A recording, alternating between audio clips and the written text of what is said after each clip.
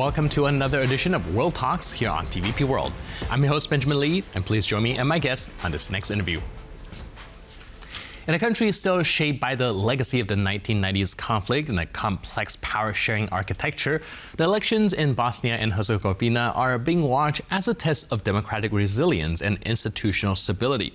Joining us today on TVP World to help unpack what's at stake is Kurt Bassuener, Senior Associate at the Democratization Policy Council based on Sarajevo and a longtime Balkans analyst.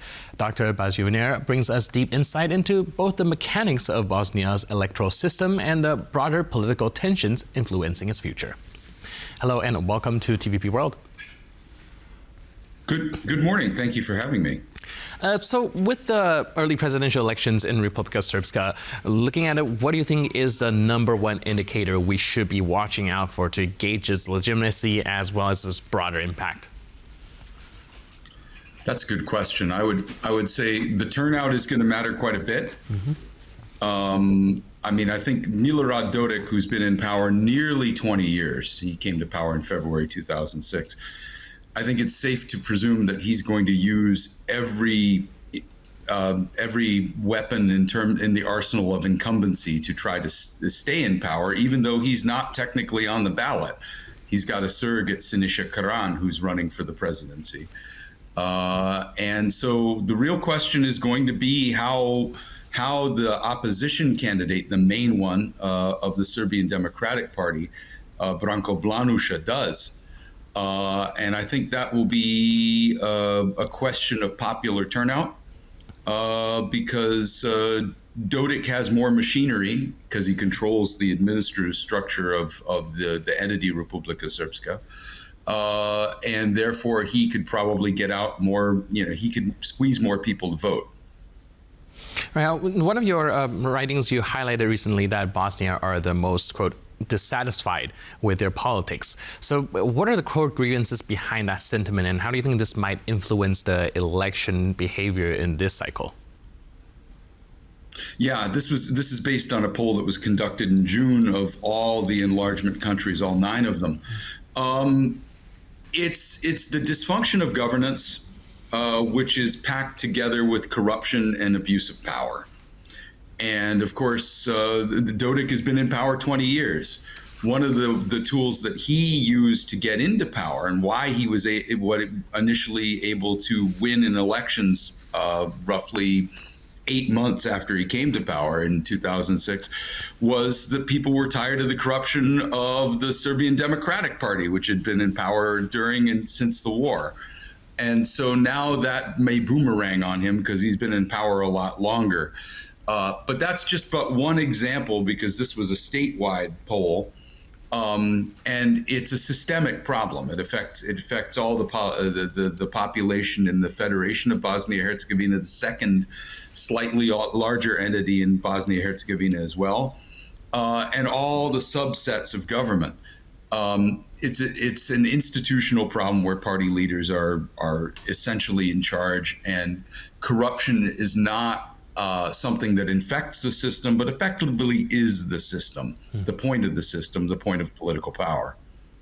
All right. Now, there's also a lot of talk about the legitimacy of this whole democratic process as well. Do you think the voter apathy or even disillusionment might shape the outcome of this election cycle? It may. This is a special election that's only for the Republika Srpska presidency. There will be a general election in October 2026 for the whole state that affects the state level offices, the entities, and in the federation, the cantons as well. So this is a test case, I would say, on voter mobilization. It's the first test we have, unless we have a mayor who dies between now and 2026. In which case that will be an indicator, but probably a less clear one, because it would be a smaller electorate.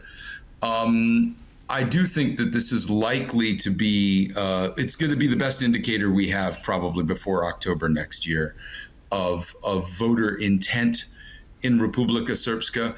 And the main thing for Dodik is to try to keep his party in power. It's still unclear and being adjudicated whether he will be allowed to remain the head of his party, the Independent Union of Social Democrats, following the court case that predicated this whole election, that took him out of the presidency earlier this year, and he had to step down. And I think that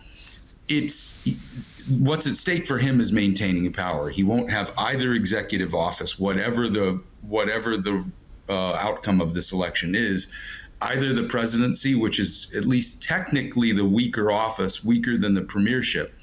But as in Russia earlier, the power has followed the person. So Dodik has always been the main man in Republika Srpska since he came back to power in 2006. And that's what's really at stake. And if his star falls, if he loses this office, then there will likely be blood in the water for the next elections in 11 months' time. Right. Can you help us understand that a little bit more, unpack that with the backdrop of these legal and constitutional controversies, like you mentioned, Dodik's removal. Certainly. There's also interstate standoff. What are some of the risks?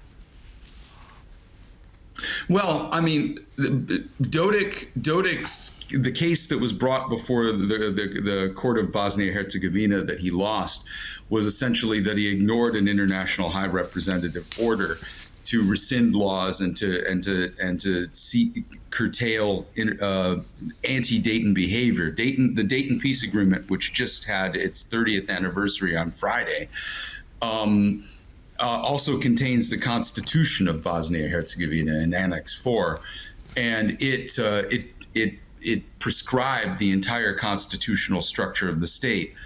What's happened over the past 20 years is the progress that was achieved in the first 10 years after the Dayton Agreement, largely because of international enforcement and implementation of that peace agreement, stopped because effectively because the European Union thought enlargement would solve everything else. And so Dodik is the chief example, but certainly not the only one, the most visible flamboyant example of what politicians could get away with the European Union not being forward-leaning on Dayton enforcement, including on the peace side. So the risk here is mainly that political leaders who have everything to lose by losing power will continue to amp up their efforts to try to polarize citizens against each other from different ethnic groups, Serbs, Bosniaks, Croats, and everybody who doesn't want to fit in those baskets or doesn't feel like they easily fit.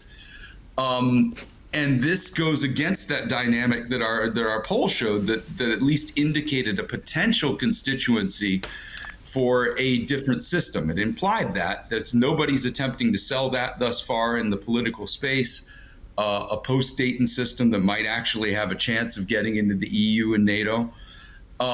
So right now, this will be a test of whether Dodik's effort of polarization, further polarization of Bosnia-Herzegovina, and he's been emboldened by the lifting of American sanctions because his stepping down and rescinding some legislative acts led the U.S. to lift its sanctions on October 29th against him and a whole swathe of party loyalists and companies and institutions that were on the U.S. Treasury Department's Office of Foreign Asset Control list. And this is something he's been lobbying for in the United States. He spent a lot of money to try to get those sanctions lifted and get the peace deal reinterpreted. And thus far, it seems that for the first time in the Trump administration, that's had tangible results for him. The second Trump administration. So there's a real sense of instability. I would say it's connected to the coverage you were just having on air roughly 10 minutes ago of what's happening in Ukraine and the American-sponsored peace deal. It's of a piece in the same mentality of the United States having authorities that are at the very minimum extremely transactional. And I think there are a lot of people in the Trump administration that have a reactionary ilk. And Dodik, and not just Dodik, but Alexander Vučić in Serbia, Viktor Orban in Hungary, everybody who has a preconceived agenda is trying to take advantage of that. in the region. So there's a lot at stake. There's a lot of preventive efforts that could be done at low cost to change the dynamic for Dodik and all the politicians who operate in this system, but that has yet to be done. All right. I'm also curious about the ripple effect that this coming election might have. How does the November contest in Republika Srpska act as a bellwether for the broader vote, as we know that there's also a general election coming in 2026? It's as I noted earlier, it's the best bellwether we have for that general election prior to it that we can see on the calendar as of now. Right. Obviously, it will only be an indicator for voter intent and disposition in Republika Srpska. Branko Blanuša, the challenger, claims to be ahead in the polls, which Dodik denies. I can't claim the veracity of the polling data. I guess we'll see at the end of the day. But I think it's not unlikely that there will be irregularities directed by the authorities. We will have to see if that pans out. But this is something that is and not just in Republika Srpska, but Republika Srpska is a pyramid. There's only one main man, and the federation's a different animal. It's more of a hydra. There are 10 cantons. There's more subdivisions of power. So defining the opposition in the federation is a lot harder than it is in Republika Srpska. So you're either in or out of power in the RS.